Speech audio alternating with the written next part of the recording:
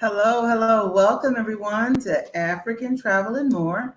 I'm Yolandra and this is Jeff. And happy Sunday and welcome to our Sunday live coming from Ghana, West Africa. Yes, we're in Ghana, but tonight we're going to talk about experience that we had while traveling through Morocco.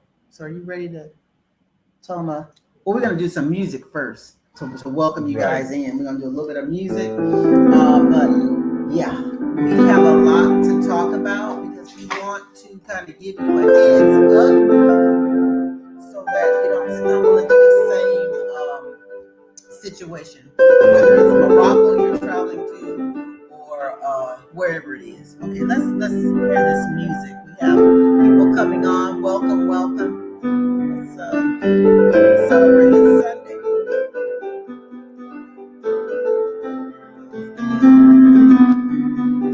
We were prisoners in Morocco, COVID prisoners in the hotel.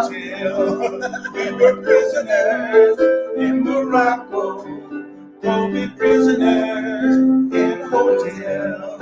We were prisoners in Morocco, COVID prisoners.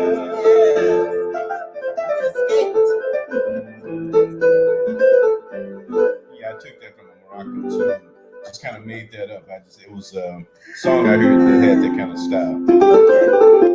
That's all right. That's a good thing. That's a good thing. Okay. So welcome everyone. Listen, we'd like to welcome you back if you are returning subscribers. And if you are new to our channel, welcome, welcome. We hope that you'll come back next time. We focus on African travel, okay? So far to date, we've been to, I think, 21 African countries. And yeah, that's our passion. African travel is our passion. So check out some of our other videos that tell you about not only our experiences traveling through those countries, but we also like to talk a little bit about business opportunities in those countries. So yeah, let's get into a little bit about the COVID prison situation because it's real. It's changed. Travel has changed so much during this pandemic, whatever you want to call it. It's really affected travel, not only financially, meaning that you're going to be out of fees. We already know that for COVID testing and that type of thing, but it's changed so much that you really will have to pay attention to now, not only the country that you want to travel to and their COVID regulation and all of that, but you're going to need to pay attention to kind of like, what did I call it? The neighboring countries or other countries that the country you're going to may not play friendly with. Like a real strong example is there's several countries in Northern Africa that don't play friendly with Egypt. I'm not Egypt. I said it wrong. With Israel, right, like in the Middle East right, and Northern Africa. right. So many times Egypt will not stamp the passport because if you go with the stamp Israel, I said that again. See, right, you said Israel. Israel will not stamp the passport because if you go to the other country, they won't let you in, or they give you a hard time. They harass you. Right. They do all kinds of ugly things to people who have Israel stamped in their passport. Right. And since they know that, they try to avoid you having that kind of struggle. So I just said that to say that countries, a lot of times these countries and the leadership, sometimes they just don't play friendly with each other. Right. And you don't know that as a traveler. And you get caught up in it though. You get caught up in it. Exactly. And you just get, and some countries have sort of if they're a country of more European style, and even when we're talking about African, they tend to have a bit of feeling of they're above some of the other African countries. But we'll get more into that. Now, make sure that you share, that you like, and you subscribe. And the reason you subscribe is because we're going to have some other videos that's going to do some step-by-step stuff that you don't want to miss, and you'll probably miss it, and it'll get buried in like your other 100,000 videos that you that you try to follow. So you want to subscribe so you can know, and this will definitely be information that you need. So it's coming, it's coming, it's coming. And make comments also, because we love it when we hear from you and what you're thinking. And if some of you have comments about your travel experiences, let us know. Oh, hey, we see our friend Larry. Hi, Larry. I see Larry, and then hi, I see Cheryl. Wonderful. Hi. So listen. So these are some things that you really want to be aware of when you're traveling to these countries, because what we experienced, and we're going to show a little video footage, like some clips of what took place during our travel, because we love to travel. Part of that travel, we do a lot of, like, this week we're going to visit some schools in northern Ghana to take some tablets and some other school supplies. So it's part of our passion. We just love to travel. But I said to Jeff, I said, you know what, we really need to let everyone know like what took place, because people are always wanting to put spotlight. Hi. People are always wanting to put spotlight on the U.S. Okay, can I just go on and say it? And what the U.S. is doing. But a lot of the times we don't speak up as American and say what our experiences are in certain countries. And this time, our experience in Morocco, I'm going to say they overstepped their boundary. And they got a little bit out of control. And I don't know if you want to piggyback. Well, I just want to kind of give a glimpse of how these things get created. They started, it was a whole convoluted mess of things that happened with our baggage and our flights and all that sort of stuff coming out of Paris. So when we hit Egypt, and that's another story. I think it's another video. That's another video. So you need to subscribe. You want to hear that story. Right. But anyway, get to the point where we're booking tickets, and then the tickets are we're having to rebook and losing money in the process. But anyway, we finally went to a ticket agent, and the ticket agent booked the ticket. But unbeknownst to us, there was all these underlying things about the ticket that the ticket agent didn't share. And I would think that they would know. We didn't find out about these underlying conditions and stuff like that until we were at the ticket counter trying to get out of Egypt. At the ticket counter, all of a sudden, a host of conditions started to happen. Yes. And then we were able to kind of MacGyver our way through it. Literally. We had to book. Thank God for smartphones, and that we had data. So what we were told once we got to the counter, you're not going to be able to go anywhere until you book one of these hotels that's on right. And list. we had a hotel booked, so we said Yes. we have hotel booked. They didn't care unbeknownst to us, right, there were certain hotels we had to book into.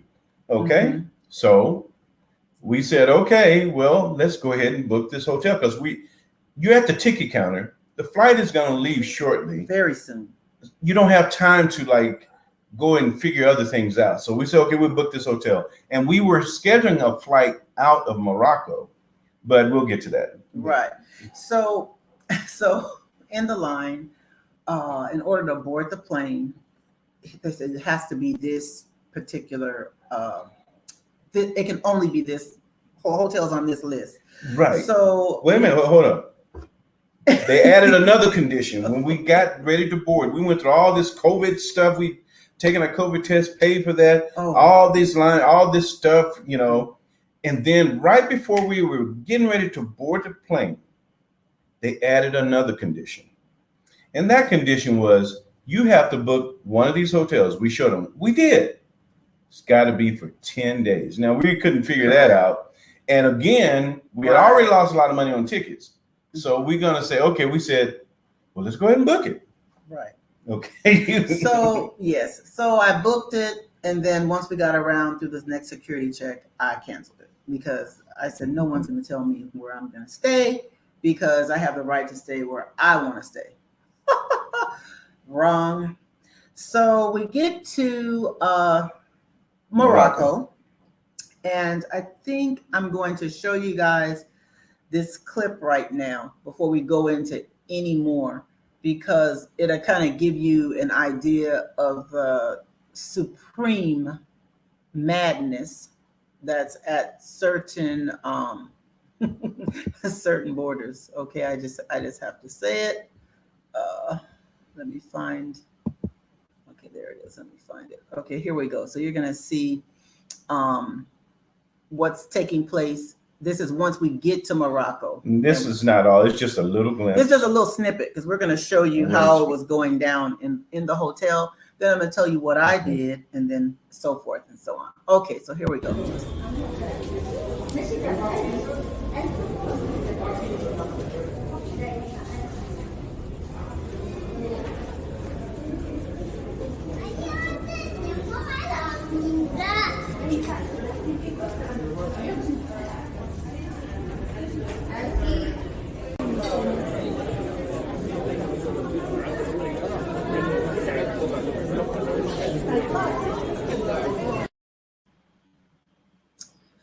Okay, so most of what was taking place there at the time, we didn't know, but they were separating us into like categories. If you came from countries that were considered A, which the United States is considered like, I guess, A and B. The problem is because we came from Egypt, meaning that we were in Egypt prior to going to Morocco, we were placed in B category. And if you're placed in B category, we learned after the fact that you're going to quarantine for 10 days at a government selected hotel that they select. And it's not cheap. It's not it's not where we actually want to be. So I don't know if you want to. Right, and that's what all of the conditions were leaving Egypt, which they didn't tell us about. We just kept going through the queue and going through the line, and then before we could get to the next step, they would hold us up and add another condition. Yeah. So that's where we're at. So what you didn't see in the video, and I'm doing another video with step by step showing you more of the chaos, is the line was backed up all the way, almost like back to the airplane. They were so incredibly slow and inefficient about how they did almost everything. And I hate to say that. It's true. It was so extraordinary. I mean, it was just babies were crying. It was just multiple arguments and arguments and arguments. It was just, so it was really, really chaotic and inefficient. Probably the most inefficient immigration system I've ever been part of. But anyway, go on. And so, yes. And so once we got through immigration, after, they stamped our passports for us to go in. So we're getting ready. We think we're getting ready to exit to go to the hotel that we selected. Oh no. An armed police officer stops us and say, your passports. That's the only word he knew in English. And I said, what? I said, oh no. So, because, I don't part with my passport because I know, that's my passport from the United States. It's given to me from the U.S. Passports. So we're like, well, what do you want a passport for? And so he didn't speak English. He would say something in Arabic, and then he would say something like French. They spoke some French, and they spoke Arabic. I'm sorry, no. I'm saying you take rude and multiply it. You got this guy, right?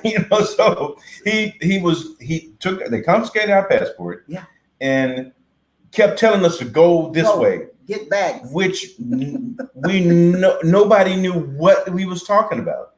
He was just saying, go this way. And we're like, but you missed it. You missed it. He called the other police arm. This is after we stood there stubbornly didn't move because we didn't know what the heck he was talking about. Right. And so that's when the other one came and he was extra rude too.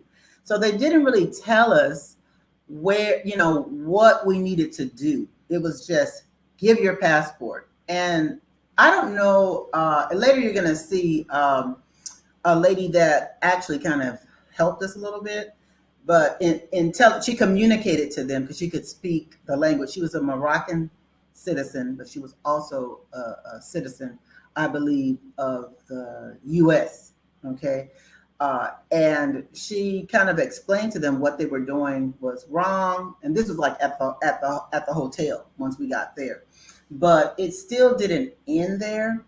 And the reason why we're sharing is because you need to know these things. I don't know who has exactly. Sounds like jail. That's why we're calling it COVID prison. We're not even finished with how it sounds. So like basically, we were stubbornly standing there while the security guy, he couldn't communicate with us. So he ended up calling some guy who spoke English, and he came and he gave a sort of a half-ass explanation, which really didn't satisfy us. And then he said, "I'm too busy," and he left. Wow, really? So we still got our passport. So we're still trying to figure out what the heck, where are we going? Nobody's. Right. And then another guy shows up. He's supposed to be like over the security police department. So he shows us his badge. Said, I'm police. You go do this. That's all he knew to say. He didn't know any other English, and he was just kind of trying to bully us into going somewhere.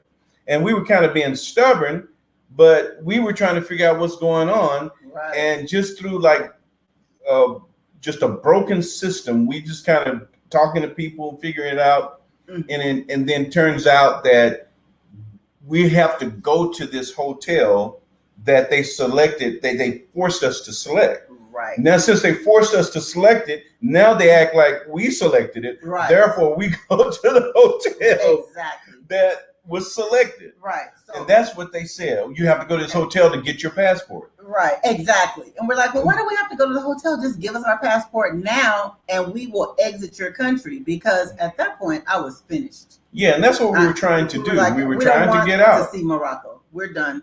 So what we did though is we scheduled a flight out. That's when we decided we're gonna just go to Ghana because we do have a 5-year visa for Ghana.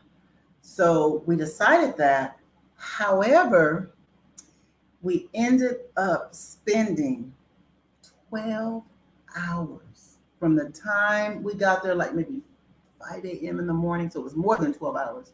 We spent about maybe 3-4 hours just sitting at the airport waiting for this bus to pick us up to take us to the hotel we didn't want to go to, we didn't ask to go to. Then we had to pay about $20 each to ride the bus. But that wait, but wait, there's more. There's more to add. And I say I need, because I was trying to get my passport back because I don't play those type of passport games. You have your passport, you are trapped in their country. And I'm not trying to be trapped in Morocco. But I said, we need our passports back because we don't have any cash. We have to change cash. Oh, it's ATM. I think it says it's an ATM. It was something they said it was a ATM, but they wouldn't let us go back through to get to the ATM. So it was it was just a comedy of foolishness, you know. Yeah. It was like it would have made a great reality show or something. It was just it'd make a great nightmare. Is what it was. It was something I said they just had no way of getting out of the way of their own incompetence. It was just a mess. But anyway, go on. So we ended up being taken to the hotel, and they said, well, that's where you can get your passport. Right. So that's what they said at the airport. They said, okay, the guy who spoke a little bit of English, who was rude and told us he was too busy to talk to us anymore, said you get your passport at the hotel and they'll make all the arrangements. If you have a flight out, they'll make the arrangements to get you out. Mm-hmm. So that was some comfort, right? Even though it was a lie, but that was some comfort. Right. So we boarded the prison bus. The prison bus. The that's COVID what it was. prison bus. Because when you say that you wish to leave and you're made to get money to get on a bus, that is prison. That's being held. And I think I did say we're being held hostage, and Jeff was like, don't say that. But it's like, it's true. Can we leave? If they have our passport, that we are out of luck with the passport. So you want me to show the video, or you want to add something? Yeah, I'll just add that our passports, I think they had two people showing up. They had the driver of the bus, and they had someone who shows up in an envelope with your passports. And they deliver your passports to the hotel management. Mm-hmm. They don't come to you. So you have to go in this hotel and maybe we should explain the video. Yeah, we're going to explain it. So what they did was they, like Jeff said, they had the guy shows up, has your passports, all the passports jumbled up in an envelope. And then they give the passports to the hotel person and a manager or whatever his title was. And before those passports got there, we were telling him we wish to leave. We're not going to stay here. We had a flight out. We had a flight out. We showed him the flight out. We're not trying to stay here. Can you just put us in a taxi to let us go back to the airport? Well, they're telling us at the airport that they will, do this. And I said, well, they said you were going to handle it. And so he kept saying they're going to handle it. Right. And what the hotel kept saying was, the bus that dropped you off is going to come back around and pick you up and take you to take you back to the airport. So they fiddled around with that lie for about 2 hours. And then, so we're still waiting and we're just ready to get out. The bus shows up. And you'll see, we had a whole bunch of bags, and it was a nice guy. I don't know where he was from. He was African, but he was really, really helpful, dragging all those bags back out there. And the bus came, and they wouldn't take us back. They said something. They didn't take us back. But and then we have to drag all those bags back inside. You'll see where we were. You will see it, and it just, this type of foolishness went on for about 2.5, really maybe three hours.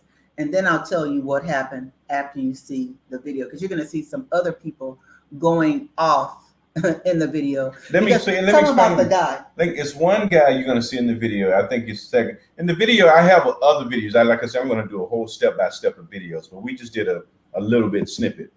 There's one guy who is a Moroccan who somehow got caught in their little COVID prison, who lived around the block from the hotel, who had to prepay for 10 days at this expensive hotel.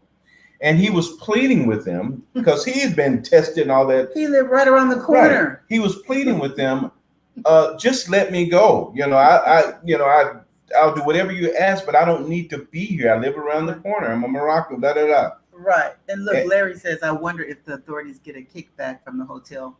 Probably. I'm sure. I mean, otherwise it would have been a cheap hotel. Right. It was a lot. It was a lot per night. And they make people prepay 10 days. Yes. You see, because it's supposed to be for the COVID, protocol, 10-day, whatever. Now we're fortunate because I use booking, and I know how to use work booking. And so what I did was I pretend to book it, but I didn't book it. I canceled. And so they can't really tell that because they couldn't really see like if it is or if it isn't. So that's why I knew we weren't gonna stay in this place. But let me go ahead and roll this next video, and we'll explain more. Now, there's a picture at the end that you're going to see, and we'll explain it after. So right. Just look at that picture and see, what do you see on that picture?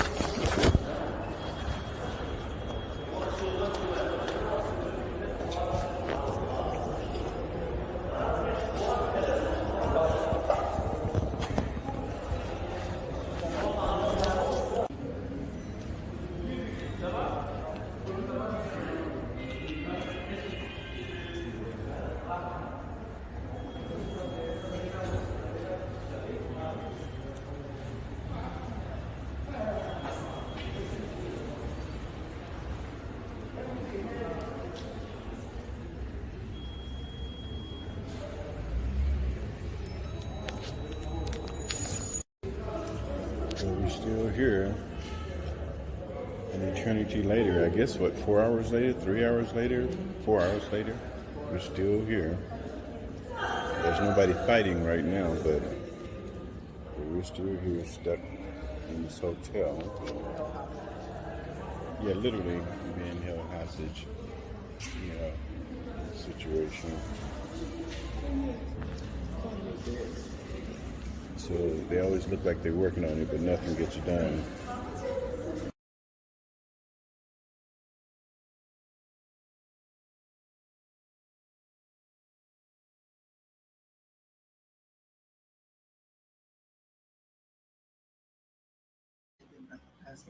So I don't know if you noticed on that back table, that was our passports.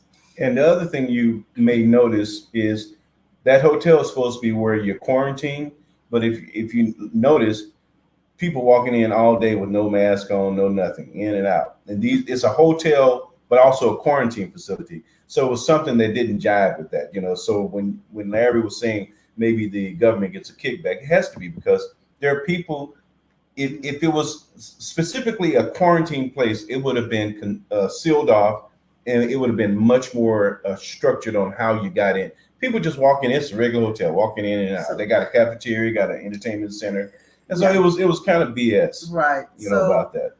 So after about, the lady that you saw yelling, she was really a sweetheart. She, kind of talked to us and she told them that, well, what you're doing is wrong because you take people's passport. You really are not supposed to do that. So I already knew that you're not supposed to take. First of all, we really don't have to give the passport, but you're not supposed to take the passport. So I decided I'm getting our passports back. I reached over that counter, picked up the passports, I put them in my bag, zipped my bag, and that was it. After that, the tune changed. Jeff was saying we knew that they were probably going to call some type of authorities. Yeah, and we had waited so long. My passport. A bus went there, said they were not going to pick us up.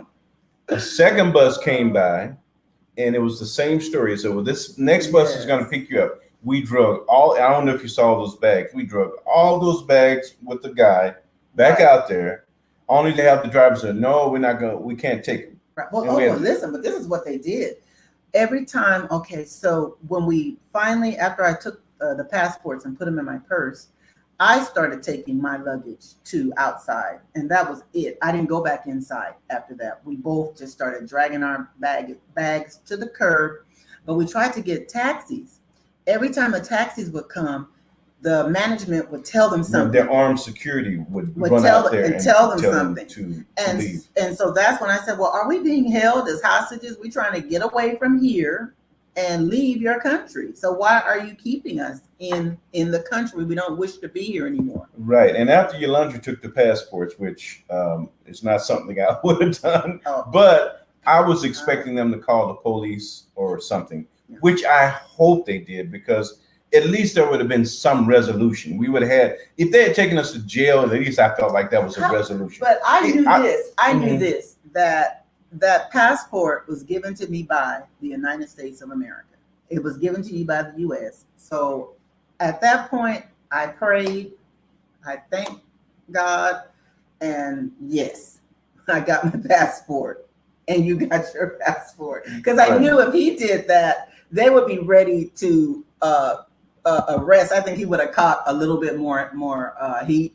Yes, I was done.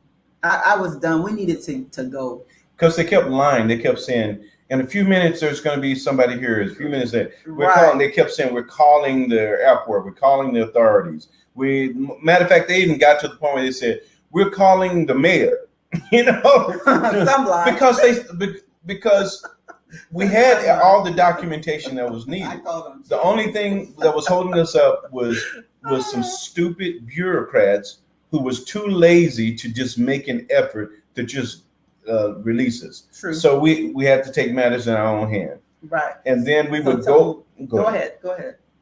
So then when we, like Yolanda said, we would go out and taxis would stop for us, and before we could load up, the armed security from the hotel would go and tell him, "You got to go. You got to go." So we couldn't get the taxis. It was something. I don't know if anyone has experienced anything like that, but it was horrible. But it has a happy ending. Okay, it has a happy ending because we're here. But I tell you this, and you chime me in if I'm wrong. Jeff didn't hear this part. So that armed security guard that he's talking about, since we decided we were going to stay out on the sidewalk until we got a taxi back to the airport, because it was like maybe an hour away from the flight that we needed to catch. And I said, no, we're not going anywhere. They started offering juice. Well, come back inside.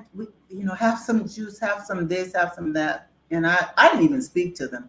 Jeff was very cordial and he spoke with them afterwards. I just told him, get away. I just get away from me. Yeah, because at some phase, because I was as angry as Yolanda, but I realized that I had to contain it to try to get something from them. So when they would ask me questions, if it was something that was like they were trying to, one guy was trying to help, other guy who was supposed to be over him was not helpful. So one guy was trying to help. He was asked for documents. I would show him. He would ask for a flight itinerary. I would show him. He asked for a lot of stuff. And after a while, it just became painfully clear that they weren't going to do anything. Well, it became painfully clear to them is they're screwing up, because these people got all the documents needed. And the only thing that's holding them up is some ignoramus at the airport or some government bureaucrat or whatever. Right. That's just making it difficult. Right. So I think what happened, because the armed security guard, he came to me and he said, "Did you make some calls or something?" And so I just kind of looked at him. You must know some people, because the people at the airport, a lot of people are in trouble right now. And I was thinking to myself, yeah, I called on Jesus. And I meant it. I'm not even playing. I really did. Okay. And I'm telling you, they sent a taxi. A guy drove us quickly to the airport. When we got to the airport, someone was there to meet us. They were getting our bags out of the taxi. Then they were loading those bags on the, who did we fly? Whatever, I don't know. Air Morocco. Okay, Air Morocco. We were on Air Morocco. They put our bags. Then the lady questioned, well, maybe do you have your visa? And she looked and saw that we had 5-year visa for Ghana. So we were just kind of holding our breath until we got seat buckled in the plane, and we're like taking off, because I kept thinking, oh my God, are they going to come and snatch us? No, but after it became clear, and one of the things that I pointed out to them, I said, okay, here's what's going to happen. I said, somebody's going to have to pay for our accommodations. We're going to have to take another COVID test. Somebody's going to have to pay for that. We're going to miss our flight because we're not canceling you. We're missing it, which is non-refundable. Somebody's going to have to pay for that. And I pointed out some other things. I said, and this is not our fault. It has nothing to do with us. It has everything to do with how you guys are going about it. And I was just kind of trying to be reasonable and sensible. And one of the guys who was sort of reasonable, spoke a little English, he kind of got it. So that's why he started to ramp up the looking at documents and trying to match it and calling the people at the airport, the authorities, and all that kind of stuff. And in the end, it was like we were like presidential.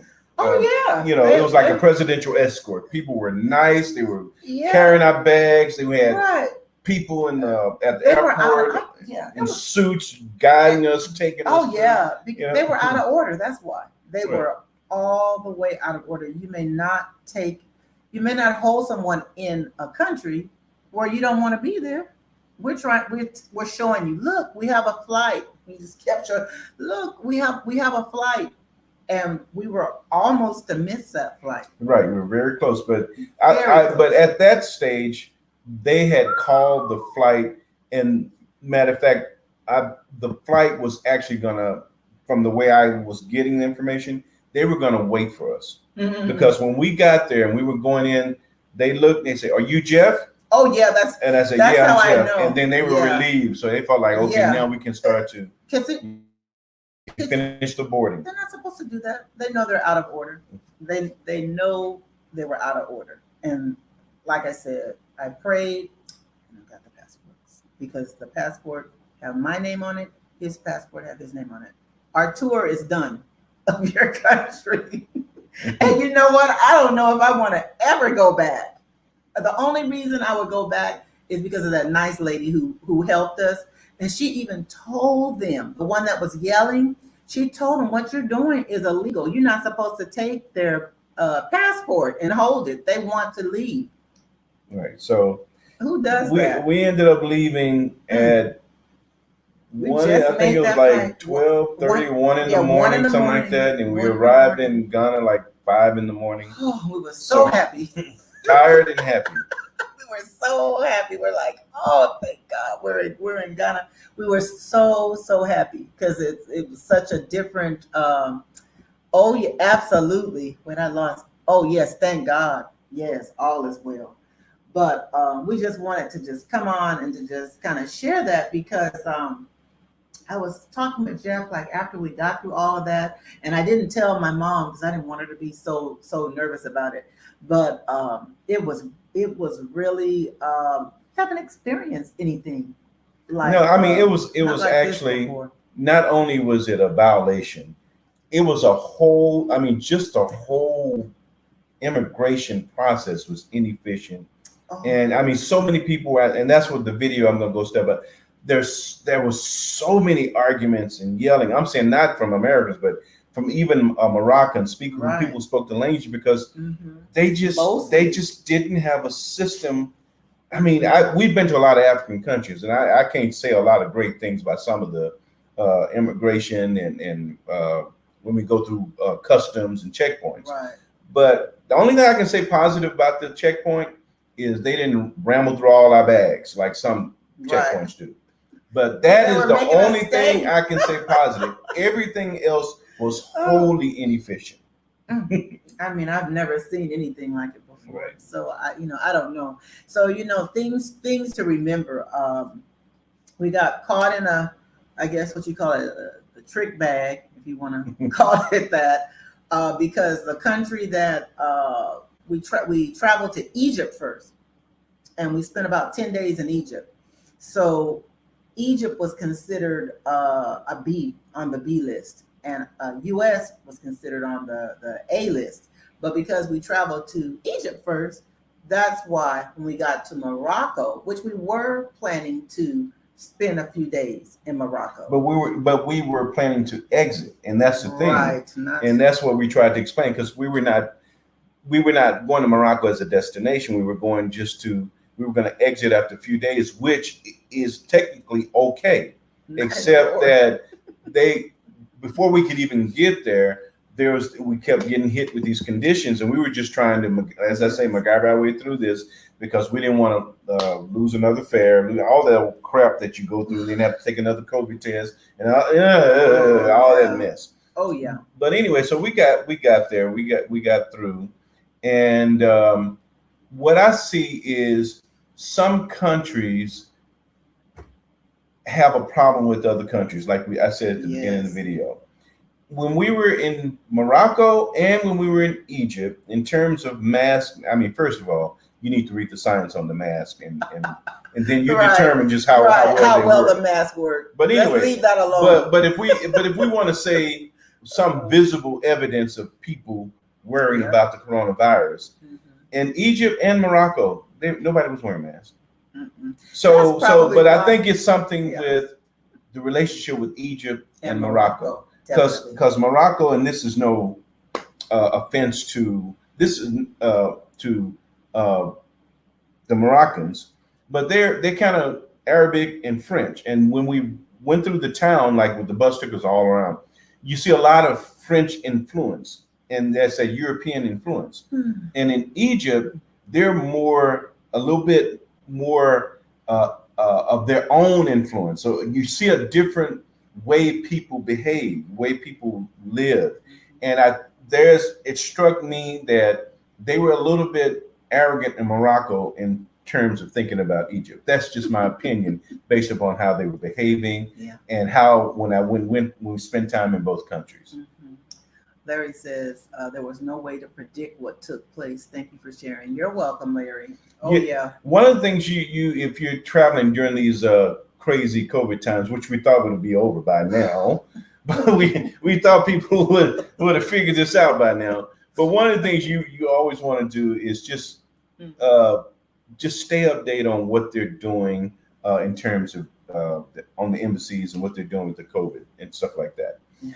Every day you have to stay with it every day because they'll change in a day. It changed, and they don't care if you planned it ahead of time. Mm-mm. That's their rules. These are our rules. I'm sorry. That's the way it goes. It's really a lot. It's a lot, but I'm thankful that we made it through, and I hope that that it was helpful, that you got something out of it. There's a part 2. Jeff wants a part 2 because he really wants to show some more stuff. Like I said, I'm just happy that we got out and that we moved on. But I don't think anyone should have to go through that, because when you tell them that I changed my mind, I'm getting a ticket because to go elsewhere, why would you keep someone's passport? That doesn't make sense. So, right, and that was just for COVID, and you can imagine if it was anything even slightly more serious. That was, I think, was just mostly a money grab, because there was nothing about that hotel or anybody that said we're trying to protect people from COVID. Nothing. It was nothing. People walking in and out, no mask.